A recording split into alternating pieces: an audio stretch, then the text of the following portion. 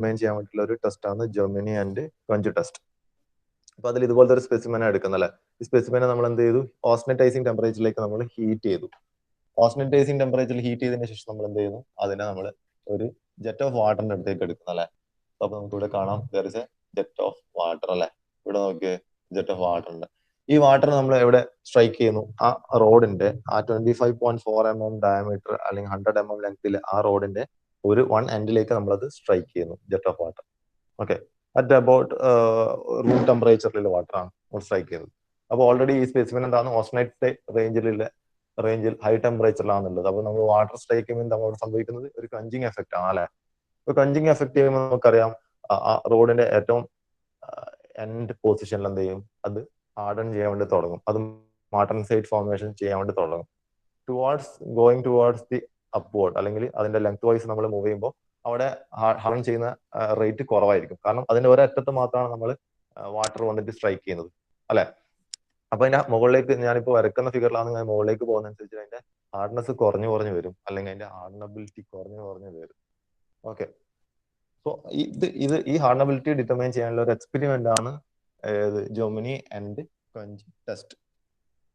So the surface hardness is measured along the length of the specimen and a curve is plotted between hardness and distance from the quenchant. അപ്പോൾ ഈ quenchant എന്നുള്ള distance, ഈ distance നമ്മൾ എടുക്കും, X എന്നുള്ള ഒരു ഗ്രാഫിൽ എടുക്കും. അതുപോലെ തന്നെ hardness.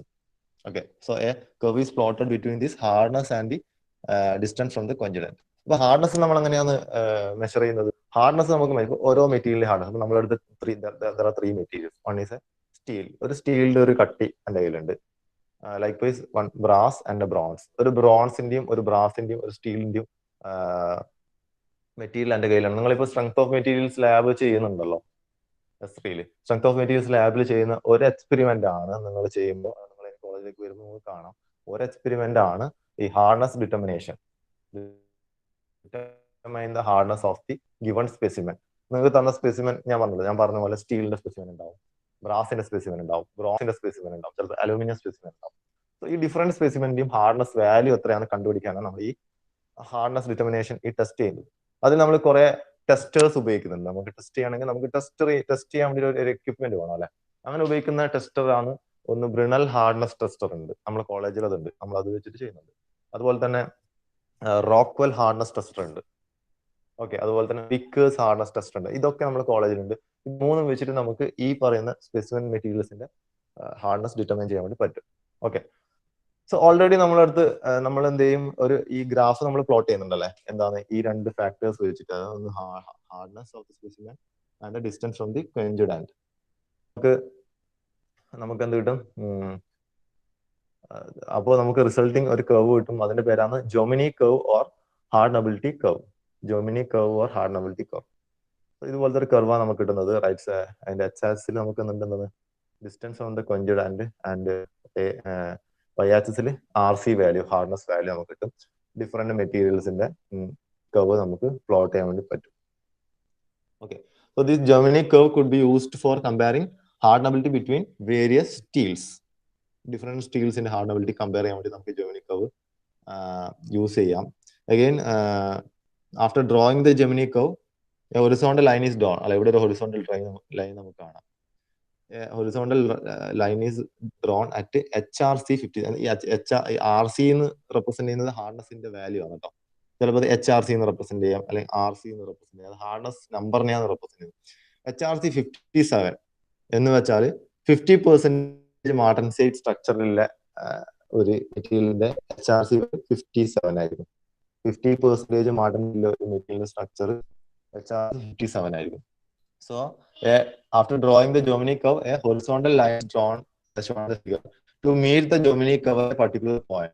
This distance, known as Germany distance, is used as a measure of the hardenability. അപ്പോൾ ഈ ഒരു ഡിസ്റ്റൻസ് നമ്മൾ എന്താണ് ഹാർഡനബിലിറ്റിന്റെ മെഷർ ആയിട്ട് എടുക്കുന്നു.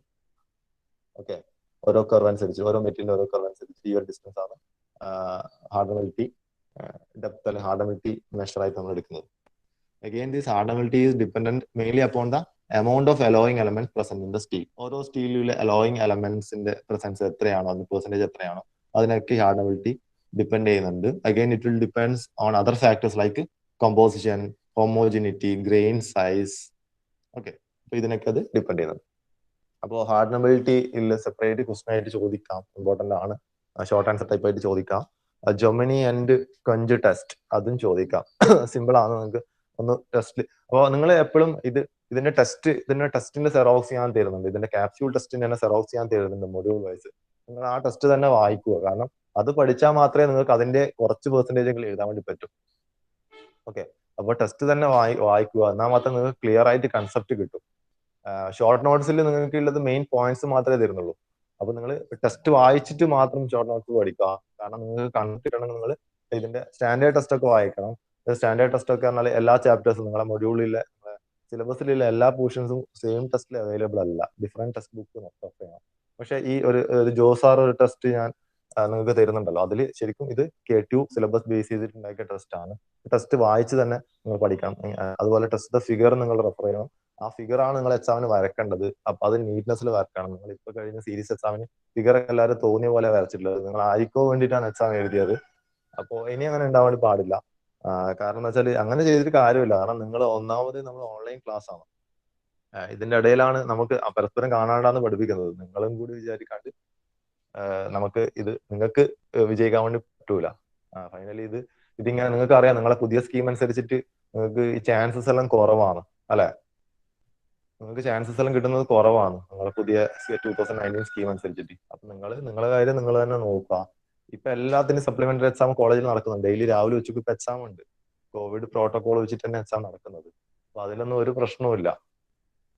ഓക്കെ, ഈവൻ ഇവിടെ ഇത്രയും ഒരുപാട് പോസിറ്റീവ് കേസസ് ഇവിടെ വരുന്നു, എന്നിട്ടും കൂടി കോവിഡ് പ്രോട്ടോകോൾ എക്സാം നടത്തുന്നുണ്ട്. അപ്പൊ എന്തായാലും നിങ്ങളെ എക്സാം ഡിസംബർ ആ സമയമാകുമ്പോഴത്തേക്ക് ഷുവറായിട്ട് നടത്തും.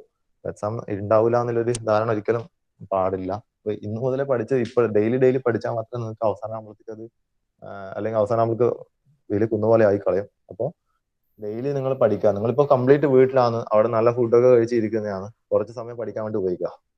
ഓക്കെ, അപ്പോൾ ജെമിനി ആൻഡ് ടെസ്റ്റ് ആണ് ഇപ്പൊ കണ്ടത്. ലാസ്റ്റ് ഒരു ടോപ്പിക് ഉണ്ട്, അതിൽ വരുന്നതാണ് സർഫസ് ഹീറ്റ് ട്രീറ്റ്മെന്റ്സ്. അപ്പൊ നമ്മൾ ഇത്ര നേരം നോക്കിയെന്നാണ് ഹീറ്റ് ട്രീറ്റ്മെന്റ് തന്നെയായിരുന്നു. നമ്മൾ complete material, complete mass of the material, complete volume of the material we are treating അല്ലെ. We are heat treating in the sense we are timed heating and cooling അല്ലെ. Complete material നമ്മൾ heat treat ചെയ്യുന്നുണ്ട്. But there are certain applications where the requirement is നമുക്ക് ചില applications വരും. അതായത് അവിടെ നമുക്ക് കുറെ പ്രോപ്പർട്ടീസ് വേണ്ടി വരും. നമുക്ക് ചിലപ്പോൾ ഔട്ടർ, ഇപ്പൊ നമുക്കറിയാം നമുക്ക് പ്രൊട്ടക്ഷന് വേണ്ടി നമ്മളിപ്പോ വയറൊക്കെ നമ്മൾ ഇൻസുലേറ്റ് ചെയ്യുമല്ലോ, നമ്മളിപ്പോ പെയിന്റ് ചെയ്യും അല്ലെ. നമ്മളിപ്പോ ഈ സ്റ്റീൽ നമുക്ക് ഗ്രില്ലിനൊക്കെ നമ്മൾ പെയിന്റ് ചെയ്ത് നോക്കും. എന്തിനാണ്? നമുക്ക് വെതർ പ്രൊട്ടക്ഷൻ, കൊറോഷൻ പ്രൊട്ടക്ഷന് വേണ്ടി നമ്മൾ പെയിന്റ് ചെയ്ത് നോക്കും. ചിലപ്പോൾ നമ്മളത് പോളിഷ് ചെയ്ത് നോക്കും. നമ്മൾ ഡോറൊക്കെ നമ്മൾ പോളിഷ് ചെയ്ത് നോക്കും അല്ലെ. നമ്മൾ നല്ല മരത്തിന്റെ കൊത്തുപണിയിലെ ഡോർ ആയിരിക്കും ഉപയോഗിക്കുന്നത്, പക്ഷെ നമ്മളത് പോളിഷ് ചെയ്ത് വെക്കും. പോളിഷ് ചെയ്ത് വെക്കുമ്പോൾ നമുക്ക് കിട്ടുന്നത് എന്തായിരിക്കും? ഈ ഉപയോഗിച്ച മരത്തിന്റെ കളർ ആയിരിക്കണമെന്നില്ല പോളിഷിന്. സിമിലർ കളർ അവൈലബിൾ ആണെങ്കിൽ നമ്മൾ പോളിഷ് ചെയ്യുന്നതും മാറിയല്ലേ. ഇപ്പൊ നമ്മൾ വാങ്ങിക്കുന്ന കട്ടിലുകൾ അത് നമ്മൾ പോളിഷ് ചെയ്യും. അപ്പൊ പോളിഷ് ചെയ്യുമ്പോൾ ശരിക്കും അങ്ങനെയാണ് നമുക്ക് വേറെ മെറ്റീരിയൽ വാങ്ങിച്ചിട്ട് മരത്തിന് പോളിഷ് ചെയ്താൽ മതി. പക്ഷെ നമ്മൾ മരം തന്നെ വാങ്ങിക്കും അല്ലെ. അപ്പൊ നമുക്ക് എന്താ ചെയ്യാം? മരത്തിന്റെ ക്വാളിറ്റി നമുക്ക് ആവശ്യം വേണം അല്ലെ. മരത്തിന്റെ ക്വാളിറ്റി വേണം എന്ന്, പക്ഷെ നമുക്ക് ഈ മരം കേടുകൂടാണ്ട് സൂക്ഷിക്കുകയും വേണം. അതുകൊണ്ട് നമ്മൾ പോളിഷ് ചെയ്യും. ശരിയല്ലേ? അപ്പൊ നമുക്കറിയാം, നമ്മൾ പുറത്ത് പോയിട്ട് ഒരു കട്ടിൽ വാങ്ങിച്ചു കഴിഞ്ഞാൽ നമുക്കറിയാം എന്താണ്, നമുക്കിത് ഏത് ടൈപ്പ് മരാന്ന് കണ്ടുപിടിക്കാൻ വേണ്ടി പറ്റില്ല. പൊളിച്ചു നോക്കേണ്ടി വരും അല്ലെ. കാരണം ആ രീതിയിൽ അവർ പോളിഷ് ചെയ്തിട്ട് അത് വേറൊരു മരത്തിന്റെ കളറൊക്കെ കൊടുത്തിട്ടായിരിക്കും. അപ്പൊ നമുക്ക് അപ്പൊ ശരിക്കും നമ്മൾ നല്ലൊരു മരം ഉപയോഗിക്കുന്നുണ്ടെങ്കിൽ തന്നെയും നമ്മൾ അതിന് പോളിഷ് ചെയ്യും അല്ലെ. കാരണം നമുക്ക് പ്രൊട്ടക്ഷൻ വേണ്ടി. സിമിലർലി ചില ആപ്ലിക്കേഷനിൽ നോക്കിയാൽ ചില ആപ്ലിക്കേഷൻ നമുക്ക് വേണ്ടത് ടഫ് ആയിട്ടുള്ള ഒരു സബ്സ്റ്റൻസ് ആയിരിക്കും വേണ്ടത്. ടഫ് ആയിട്ടുള്ള നല്ല ടെൻസൈൽ സ്ട്രെങ്ത്തിൽ ഒരു സബ്സ്റ്റൻസ്, ഒരു മെറ്റീരിയൽ ആയിരിക്കും നമുക്ക് ഒരു പർട്ടിക്കുലർ ആപ്ലിക്കേഷൻ യൂസ് ചെയ്യേണ്ടത്. ബട്ട് നമുക്ക് അതിന്റെ ഔട്ടർ സർഫസ് ഹാർഡ് ആയിരിക്കും വേണ്ടത്. കാരണം അത് ഉപയോഗിക്കുന്ന എൻവയോൺമെന്റ് അല്ലെങ്കിൽ നമുക്ക് കൊറോസീവ് റെസിസ്റ്റൻസ് ആയ ഒരു ഔട്ടർ സർഫസ് ആയിരിക്കും നമ്മളെ need. So there are such certain situations which demands such changes അല്ലെ. അപ്പൊ ചില കേസിൽ അപ്പൊ അതുപോലത്തെ ചില ആപ്ലിക്കേഷൻസ്, ചില നീഡ്സ് ഒക്കെ നമുക്ക് വരും. അപ്പൊ അവിടെയാണ് നമ്മൾ ഈ സർഫസ് ട്രീറ്റ്മെന്റ് ടെക്നിക്സ് നമ്മൾ ചെയ്യുന്നത്. ഓക്കെ, അല്ലെങ്കിൽ ഇതുപോലത്തെ സർഫസ് ഹാർഡനിങ് ടെക്നിക്സ് നമ്മൾ ചെയ്യുന്നത്. ഇപ്പൊ എന്താണ് സർഫസ് ഹാർഡനിങ് സംഭവിക്കുന്നത്? നമ്മൾ മെറ്റീരിയലിന്റെ ഔട്ടർ കേസിങ് അല്ലെങ്കിൽ ഔട്ടർ സർഫസ് മാത്രം നമ്മൾ ഹാർഡൻ ചെയ്യും അതാണ് ഈ സർഫസ് ട്രീറ്റ്മെന്റ് അല്ലെങ്കിൽ സർഫസ് ഹാർഡനിങ് മെത്തേഡ്സിൽ വരുന്നത്. ഒരു സിലിണ്ടറിക്കൽ റോഡ് ഉണ്ടെങ്കിൽ ആ സിലിണ്ടറിക്കൽ റോഡ് കംപ്ലീറ്റ് ആയിട്ട് എന്തായിരിക്കും, അത് ചിലപ്പോൾ സോഫ്റ്റ് മെറ്റീരിയൽ ആയിരിക്കും, പക്ഷെ അതിന്റെ ഔട്ടർ സർഫസ് മാത്രം നമുക്ക് ഹാർഡൻ ചെയ്യാൻ പറ്റും, അല്ലെങ്കിൽ ഔട്ടർ സർഫസിന് മാത്രം നമുക്ക് സ്ട്രെങ്ത് ഇമ്പാർട്ട് ചെയ്യാൻ വേണ്ടി പറ്റും. സോ സച്ച് മെത്തേഡ്സിനെയാണ് നമ്മൾ ഈ surface hardening, surface treatment methods വരുന്നത്. കുറെ ടൈപ്സ് മെത്തേഡ്സ് ഉണ്ട്. നമുക്ക് ജസ്റ്റ് ക്ലാസിഫിക്കേഷൻ പറഞ്ഞിട്ട് നമുക്ക് അതിന് ഇമ്പോർട്ടന്റ് മെത്തേഡ്സിലേക്ക് മാത്രം കിടക്കാം. ഡിഫ്യൂഷൻ മെത്തേഡ്സ് ഉണ്ട്. ഡിഫ്യൂഷൻ മെത്തേഡ്സിനെ നമ്മൾ എന്ത് പറയും, കേസ് ഹാർഡനിങ് മെത്തേഡ്സ് എന്ന് പറയും. കേസ് ഹാർഡനിങ് ഒരു ടോപ്പിക്കിൽ തന്നെയാണ് ഇതൊക്കെ. Carburizing, nitriding, cyaniding, carbonitriding, these methods are comes under case hardening method. ഞാൻ second one is selective hardening methods. അത് വരുന്നതാണ് flame hardening, induction hardening, laser hardening തുടങ്ങിയതൊക്കെ എന്താണ് selective hardening methods. Layer additions ഉണ്ട്.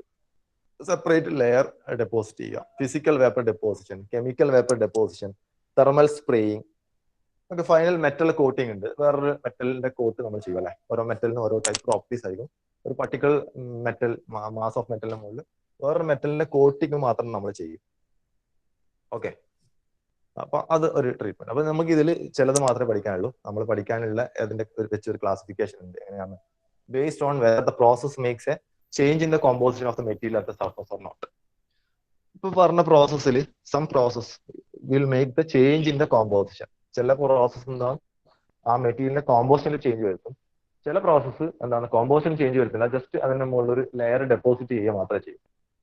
ഓക്കെ, അങ്ങനെ രണ്ട് മെത്തേഡ്, രണ്ട് classification, രണ്ട് മെത്തേഡായിട്ട് നമ്മൾ ഇതിനെ ക്ലാസ് ചെയ്യുന്നത്. ഇപ്പൊ നോക്കിയേ, the methods which make change in the surface composition. Surface കോമ്പോസിഷനിൽ ചേഞ്ച് ഉണ്ടാക്കുന്ന മെത്തേഡ്സ്, അതിനെയാണ് നമ്മൾ കേസ് ഹാർഡനിങ് മെത്തേഡ്സ് എന്ന് പറയുന്നത്. So it includes carburizing, nitriding, cyaniding. One more is there, carbonitriding. Carburizing, nitriding, cyaniding, and carbonitriding. These are all called case hardening process. Okay, then case hardening process. And the second category, methods which do not make any change in the surface composition. Second category, methods which do not make any change in the surface composition. അതിൽ വരുന്ന എന്തൊക്കെയാണ്, flame hardening, induction hardening, laser hardening and electron beam hardening. Okay, അപ്പോ അത് നോക്കിയാൽ നിങ്ങൾ case hardening. First one case ഹാർഡനിങ്ങിൽ നമുക്കറിയാം, case ഹാർഡനിങ്ങിന്റെ പേര് തന്നെ നമുക്ക് മനസ്സിലാക്കാമല്ലേ. കേസ് മാത്രം, അതിന്റെ ഔട്ടർ കേസിങ് മാത്രമേ നമ്മൾ ഹാർഡൻ ചെയ്യുന്നുള്ളൂ. ഓക്കെ, ഔട്ടർ കേസിങ് മാത്രമേ നമ്മൾ ഹാർഡൻ ചെയ്യുന്നുള്ളൂ. അതിൽ വരുന്നതാണ് എന്താണ്, many machine part require good tensile strength, tough core and at the same time hard surface to withstand wear and corrosion. ചില മെഷീൻ പാർട്സ് ഒക്കെ എന്താണെന്ന് ഞാൻ നേരത്തെ പറഞ്ഞ പോലെ തന്നെ, it should require good tensile strength and toughness.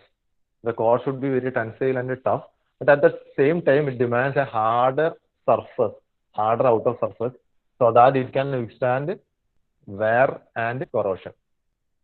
So this can be accompanied by, this can be made possible by infusing or penetrating into the surface with the excess of carbon or nitrogen at high temperature. നമുക്കപ്പോൾ ഈ മെറ്റീരിയലിന്റെ ഈ ഒരു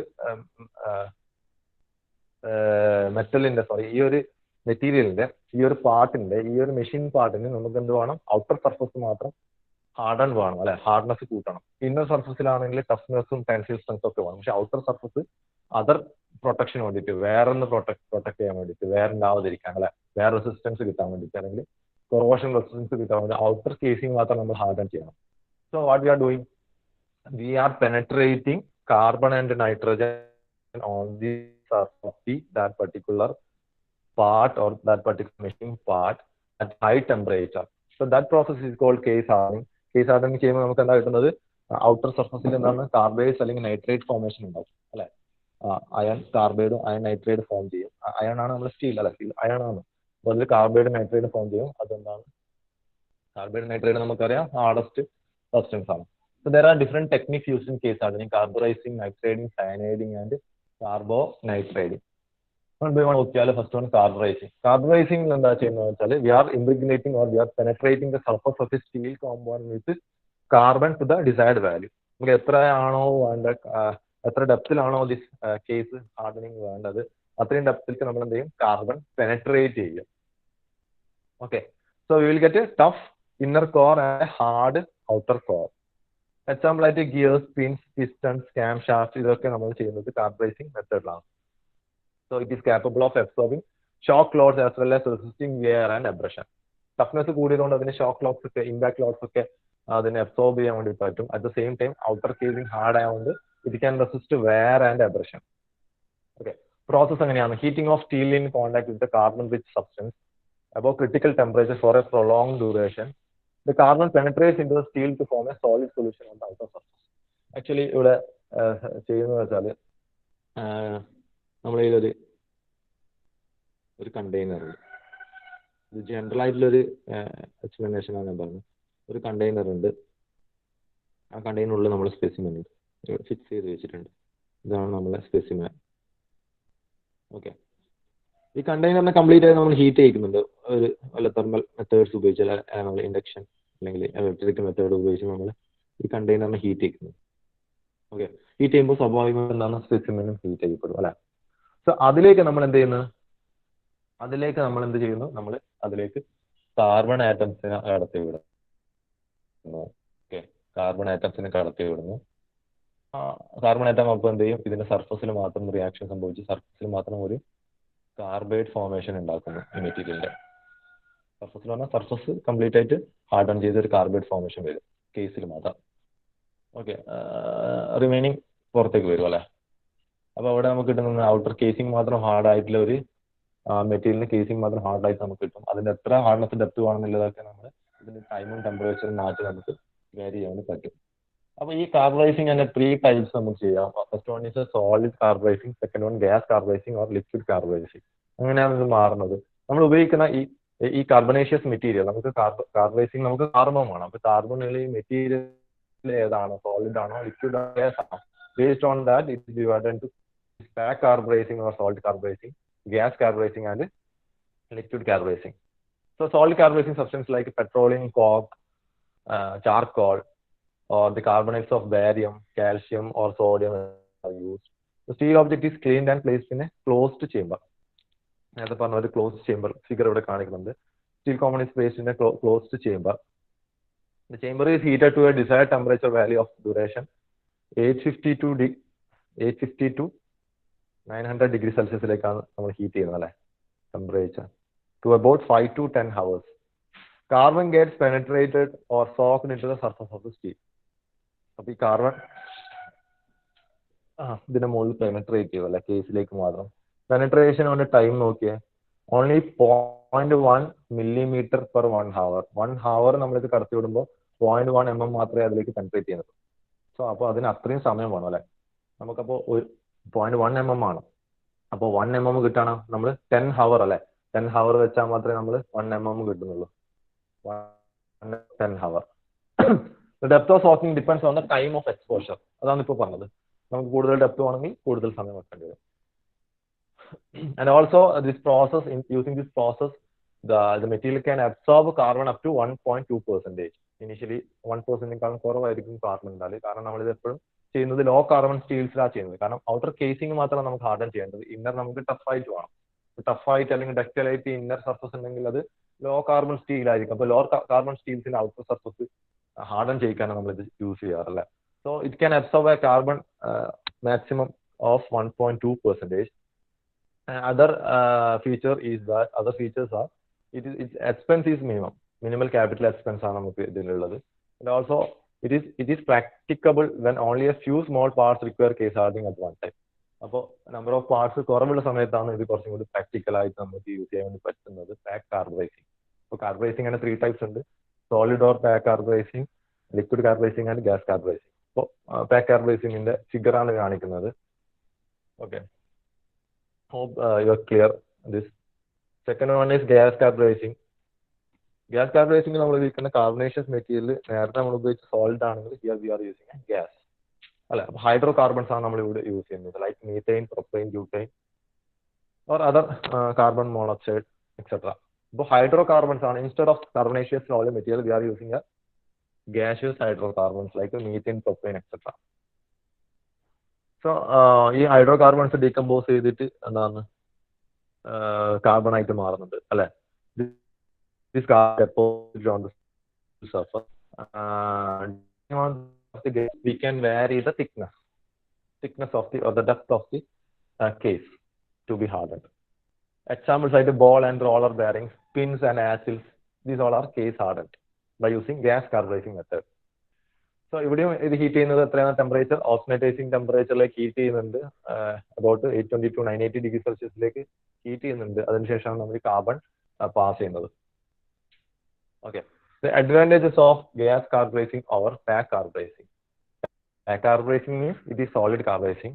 So gas carburizing in the advantages എന്തൊക്കെയാണ്? Gas carburizing is faster than pack carburizing. Okay. So സ്വാഭാവികമായിട്ട് എന്താണ് gas ആണ് ഇവിടെ അപ്പോൾ അത് ഫാസ്റ്റർ ആയിരിക്കും. It requires less labor and handling. The case depth can be controlled more accurately. Okay. Gas carburizing ആയതുകൊണ്ട് നമുക്ക് എത്ര case depth വേണമെന്നുള്ളത് we can control it more accurately. And in the practicality നോക്കുകയാണെങ്കിൽ even large quantities of parts can be carburized in gas carburizing, but it is limited in the case of solid or pack carburizing. The third one is liquid carburizing. Here instead of a solid or a hydrocarbon, we are using a liquid hydrocarbon. Okay. So a liquid hydrocarbon rich in carbon content is used here. So again ഏത് പാർട്ടാണ് നമുക്ക് case harden ചെയ്യേണ്ടത് അതിനെ ആദ്യം heat ചെയ്യും അല്ലെ heat ചെയ്യും. After that a jet of liquid is striked on the heated part or the part is immersed in liquid bath. Here we can obtain a case depth of 0.1 to 0.5 0.1 mm. 0.1 mm എന്ന് പറഞ്ഞാൽ അറിയാം അത്രയും നേരിയ hard case മാത്രമേ നമുക്ക് കിട്ടുള്ളൂ. 0.1 mm to 0.5 mm case hardness നമുക്ക് maximum obtain ചെയ്യാൻ വേണ്ടി പറ്റും liquid carburizing. This is better and faster than pack carburizing. Also the case is more uniform along with liquid carburizing നമുക്ക് uniform case depth obtain ചെയ്യാൻ വേണ്ടി പറ്റും and compared to pack carburizing. Also ഇതിന്റെ limitation എന്ന് പറഞ്ഞാൽ it is restricted only to small parts മാത്രമേ ഇത് വെച്ചിട്ട് നമ്മൾ ചെയ്യുന്നുള്ളൂ. അപ്പോൾ കുറച്ച് ലാർജ് വേണ്ടി നമ്മൾക്ക് ഗ്യാസ് കാർബറേഷൻ ആണ്. Second type of case hardening method ആണ് നൈട്രേറ്റിംഗ്. നേരത്തെ നമ്മൾ കാർബറൈസിങ് മെത്തേഡിൽ എന്താ ചെയ്യുന്നത് കാർബൺ ആണ് നമ്മൾ പെനട്രേറ്റ് ചെയ്ത് വെച്ചതല്ലേ അപ്പൊ കാർബൈഡ് ഫോർമേഷൻ ഉണ്ടായത്. കാർബൈഡ്സ് എന്താണ് ഹാർഡസ്റ്റ് സബ്സ്റ്റൻസ് ആണ്. But in nitriding we are penetrating we are getting the case hardness by the formation of nitrides. Okay. ഇവിടെ സ്റ്റീൽ ഹീറ്റ് ചെയ്യുന്നുണ്ട് but not at 850 or 900 degree Celsius. Steel is heated to 650 degree Celsius. After that ammonia നമ്മൾ pass ചെയ്തത് കാരണം നമുക്ക് nitrogen ആണ് വേണ്ടത് അല്ലെ. ഇപ്പൊ നൈട്രേറ്റിംഗ് എപ്പോഴും നമ്മൾ ചെയ്യുന്നത് അലോയ് സ്റ്റീൽസ് ആണ് കാരണം നമുക്ക് നൈട്രേറ്റ്സ് ഉണ്ടാവാനില്ല നൈട്രേറ്റ് ഫോർമേഷന് വേണ്ട എലമെന്റ്സ് നമുക്ക് ഈ മെറ്റീരിയൽ ഉണ്ടാവും. അപ്പോൾ അയണും കാർബണും മാത്രം ഉണ്ടായിട്ട് കാര്യമില്ല. അപ്പോൾ അതർ അലോയ്സ് ഇല്ല അലോയിങ് എലമെന്റ്സ് ഇല്ല അലോയ് സ്റ്റീൽസ് ആണ് ഇത് നമ്മൾ യൂസ് ചെയ്യുന്നത്. So ammonia gas is passed into the furnace at about 550 degrees Celsius. Ammonia gas pass ചെയ്യും. It will be dissociated into nitrogen and hydrogen. This nitrogen will combine into the elements in the steel to form the nitrites. Okay. Case depth obtained is 0.25 mm in 10 hours. അതായത് 10 മണിക്കൂർ നമ്മൾ വെക്കുമ്പോൾ നമുക്ക് കിട്ടുന്ന എത്ര depth ആണ്? 10 മണിക്കൂർ ഈ പ്രോസസ് ചെയ്യുമ്പോൾ നമുക്ക് 0.25 mm മാത്രമേ കേസ് ഡെപ്ത് കിട്ടുന്നുള്ളൂ. ട്രീറ്റ്മെന്റ് ടൈം നോക്കിയാൽ treatment time it can be varied from 21 to 100 hours. അപ്പൊ നമുക്ക് ഒരു 1 mm ഒക്കെ ഡെപ്ത് കിട്ടുന്നെങ്കിൽ നമ്മൾ അത്രയും കൂടുതൽ ഹവർ നമ്മൾ വെക്കേണ്ടി വരും. It is the slowest of the case hardening process. Nitrating is the slowest of the case hardening process. The nitrogen from ammonia penetrates into the surface of steel and forms with hardened nitrates on the surface. Nitrates ആണ് സർഫസിൽ ഉണ്ടാവുന്നത്. അതിന്റെ ചില important features എന്തൊക്കെയാണ്? It improves corrosion resistance. It provides very high hardness. The scale formation does not occur in this case. Cracks and distortions are almost absent in nitrating method. It is costly and time-consuming process when compared to carburizing. എവിടെയൊക്കെയാണ് ഇത് perform ചെയ്യുന്നത്? In dies, mantles, gauges, parts of IC engine and pumps. ഇവിടെയൊക്കെയാണ് നമ്മൾ nitriding methods use ചെയ്യുന്നത്. Okay. It is the hardest case of all surface hardening process. നമ്മൾ നോക്കുന്ന കുറച്ച് നമ്മൾ നോക്കുന്നുള്ളൂ. അപ്പോൾ among every case hardening process, nitrating process is the hardest or through nitrating process we will get the hardest case. Okay. It's also more wear and corrosion resistant. So after nitrating, it is difficult to machine that part. So അത്രയും hardness നമുക്ക് കിട്ടുന്നുണ്ട്. Third type ആണ് cyaniding. Cyaniding എന്ന് വെച്ചാൽ ഇവിടെ നമ്മൾ both carbon and nitrogen രണ്ടും ഉപയോഗിക്കുന്നുണ്ട്. Carburizing നമ്മൾ carbon മാത്രമേ യൂസ് ചെയ്തുള്ളൂ. In nitrating we used only nitrogen, but in cyaniding we are using both carbon and nitrogen. Here also we are heating the parts immersed in liquid bath at the part is immersed in a liquid bath at 800 to 960 degrees Celsius heat ചെയ്യുന്നുണ്ട് അല്ലെ. Sodium cyanide ആണ് നമ്മൾ ഇവിടെ use ചെയ്യുന്നത്. The measured amount of air is passed through the molten bath. The sodium cyanide will react with the oxygen and it will be oxidized. The rest of the carbon and the nitrogen so formed will diffuse or penetrate into the steel and give a thin layer or thin wear resistant layer on the surface of the material. 0.2 to 0.7 mm case depth കിട്ടും. ഒരു 90 മിനിറ്റ്സിൽ നമുക്കിത് obtain ചെയ്യാൻ വേണ്ടി പറ്റും. ഇത് കുറച്ചും കൂടി faster ആണ്. ആഫ്റ്റർ സയനൈഡിങ് ഇത് compounds are taken out and quench. അപ്പോൾ എപ്പോഴും സയനൈഡിങ് പ്രോസസ്സിന് ശേഷം നമ്മളത് ക്വഞ്ച് ചെയ്യണം. After that low temperature tempering is done. So cyaniding process will be followed by a quenching and a tempering process. Okay. Cyaniding is not suitable for hardening, shock, fatigue, and back.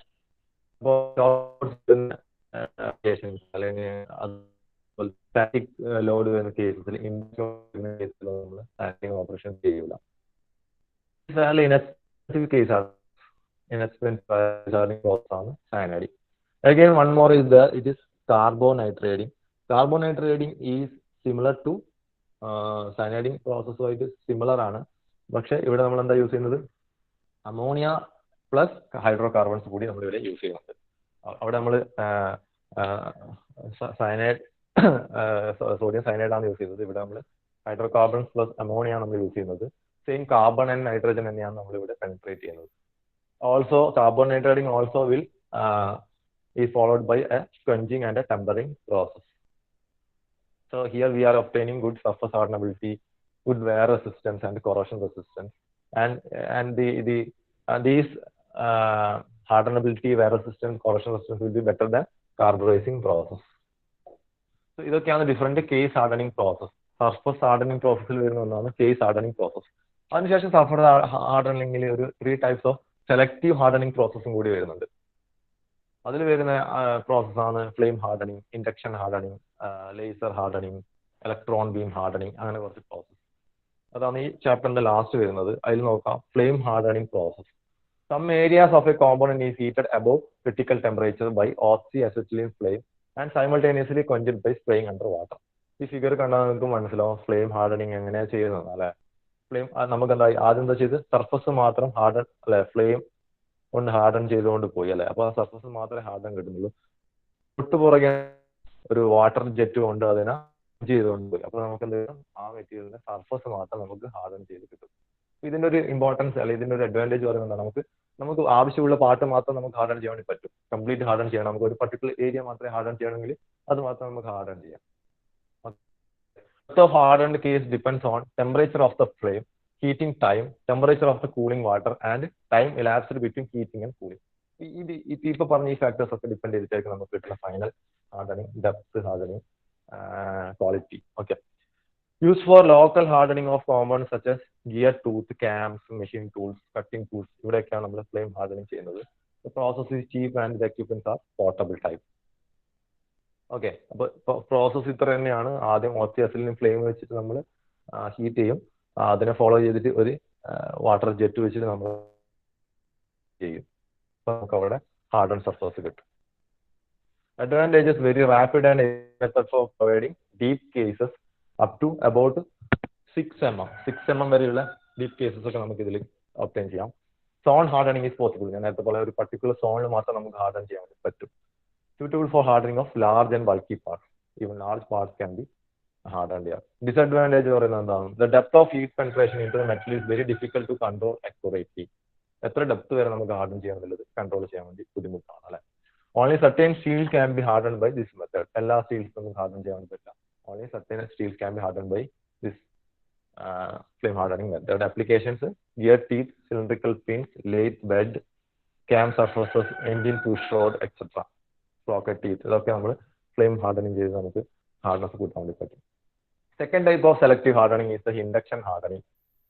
അപ്പോൾ ഫിഗറിൽ കാണിക്കുന്ന പോലെ എന്താണ് job to be hardened is placed in induction coil that comprises several turns of copper wires അല്ലെ. അപ്പോൾ നമുക്ക് എന്ത് ചെയ്യും, അതിനെ നമ്മൾ ഹീറ്റ് ചെയ്യിക്കും അല്ലെ. So high frequency current is passed through the copper block that is which act as A primary coil of the transformer. അപ്പോൾ ആ പ്രൈമറി കോയിലിന്റെ അകത്ത് എന്തുണ്ട്, ഈ റോഡ് ഉണ്ട് നമുക്ക് ഹീറ്റ് ചെയ്യേണ്ടത്. ഓക്കെ, അപ്പോൾ അവിടെ എന്ത് ചെയ്യും, അത് അതിന്റെ സർഫസ് മാത്രം ഹീറ്റ് ചെയ്യിക്കും അല്ലെ. സോ ആഫ്റ്റർ ദാറ്റ് എന്ത് ചെയ്യും, ഈ ഹീറ്റ് ചെയ്ത സാധനം നമ്മൾ ക്വഞ്ച് ചെയ്യും. അപ്പോൾ നമ്മൾ എത്ര ഡെപ്തിലേക്ക് നമുക്ക് ഈ കേസ് ഹാർഡൻ ചെയ്യാന്നുള്ളത് നമ്മൾ റേറ്റ് ഓഫ് ഹീറ്റിംഗ് അല്ലെ, റേറ്റ് ഓഫ് ഹീറ്റിംഗ് ഈ കോയിൽ വെച്ചിട്ടുള്ള റേറ്റ് ഓഫ് ഹീറ്റിംഗ് ചേഞ്ച് ചെയ്ത് നമുക്ക് എത്ര ഡെപ്ത് വരെ നമുക്ക് ഹീറ്റ് ചെയ്യാൻ നമുക്ക് ഡിറ്റർമൈൻ ചെയ്യാൻ വേണ്ടി പറ്റും. This current produces heating effect on the job surface. Temperature produced is about 750 to 800 degrees Celsius. Heated surface is immediately quenched by a spray of water. So it is a sudden rapid process. The depth of hardness obtained is 0.8 mm. 0.8 mm വരെയുള്ള depth of hardness നമുക്ക് ഇതിൽ obtain ചെയ്യാൻ വേണ്ടി പറ്റും. The advantage is that this process is very fast. Even irregular shapes can be handled using this process. The thickness of the depth formation can be controlled accurately in this case. Okay. It has a good resistance to distortion, oscillation, and scaling, and it requires less skill. Disadvantage or nothing. No carbon or nitrogen is added to the surface of the part. More expensive steel is required. The expensive steelsൽ മാത്രമാണ് induction hardening ചെയ്യാൻ വേണ്ടി പറ്റുന്നത്. അതാണ് അതിൻ്റെ ഒരു disadvantage ആയിട്ട് പറയുന്നത്. And again the hardness depends on the carbon content. Carbon കണ്ടന്റിനെ ഡിപ്പെൻഡ് ചെയ്തിട്ടായിരിക്കും ഇതിന്റെ ഹാർഡ്നസ് ഫോർമേഷൻ ഉണ്ടാകുന്നത്. ഓക്കെ, ആപ്ലിക്കേഷൻ എന്ന് പറയുന്നത് ഇറഗുലർ ഷേപ്ഡ് പാർട്സിൽ ചെയ്യാൻ വേണ്ടി പറ്റുന്നതാണ് ഇതിന്റെ ഏറ്റവും വലിയൊരു അഡ്വാൻറ്റേജ്. അതിന്റെ ആപ്ലിക്കേഷൻ ആയിട്ട് വരുന്ന cams, gear teeth and shaft splines, chains, links, ഇവിടെയൊക്കെ നമുക്ക് ഇത് അപ്ലൈ ചെയ്യാൻ വേണ്ടി പറ്റും. One more type is the laser hardening.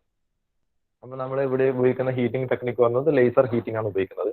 So we will give a phosphate coating to the material കൊടുക്കും. After this selected area will be exposed to a laser energy. Will the temperature about 1400 degrees Celsius, 1000 to 1400 degrees Celsius temperature now. So here also the depth of the hardness required, or the depth of penetration can be controlled by varying the power of the laser. After this, the parts are quenched and tempered. Okay, application used in automobile industry. Alle, വണ്ടിന്റെ automobile axle shaft housing, steering gear box housing, ഇതൊക്കെ നമ്മൾ laser harden വെച്ച് ഉപയോഗിക്കാറുണ്ട്.